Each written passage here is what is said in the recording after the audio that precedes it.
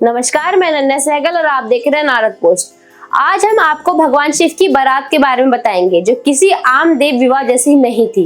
रामचरितमानस में गोस्वामी तुलसीदास ने शिव विवाह का ऐसा वर्णन किया जो किसी को भी अचंभित कर सकता है। भूत प्रेत, नाग, योगी, सिद्ध और गंधर्वों से सजी ये बारात अनोखी और अलौकिक थी। माता पार्वती के पिता हिमवान और वहां उपस्थित सभी देवता इस बारात को देखकर चकित रह गए थे। कैसे थी शिव जी की अनूठी बारात, आइए जानते हैं रामचरितमानस की कुछ चौपाइयों के अनुसार इसका रोचक वर्णन।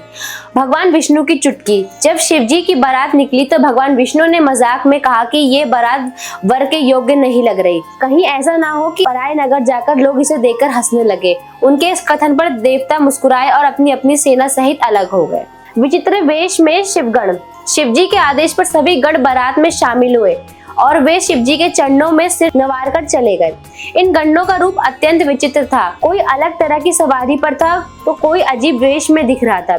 शिवजी ने जब अपनी इस अनोखी बारात को देखा तो वे स्वयं भी मुस्कुरा उठे। अजीबोगरीब आकृति वाली बाराती। शिव गणों में कोई बिना मुख का था तो किसी के कई कई मुख थे, किसी के कई कई हाथ पैर थे तो कोई बिना हाथ पैर का था।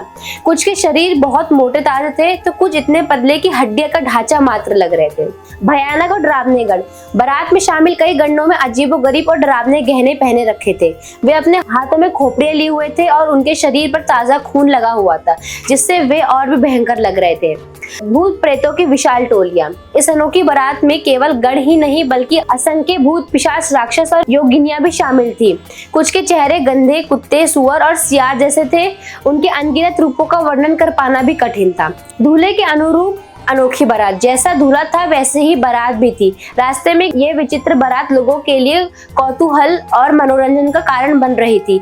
दूसरी ओर पार्वती जी के पिता ने शिव जी के लिए ऐसा भव्य मंडप बनवाया था कि उसका वर्णन कर पाना भी कठिन था। मनचाहा रूप बदलने वाले बाराती। जैसे ही बारात पार्वती जी के घर पहुंची, शिव गणों ने अपनी इच्छा अनुसार सुंदर और आकर्षक रूप धारण कर लिया। वे अपनी स्त्री और समाज के साथ मंगल गीत गाते हुए पार्वती जी के घर पहुंचे, जहाँ सबसे प्रेम पूर्वक उनका स्वागत किया।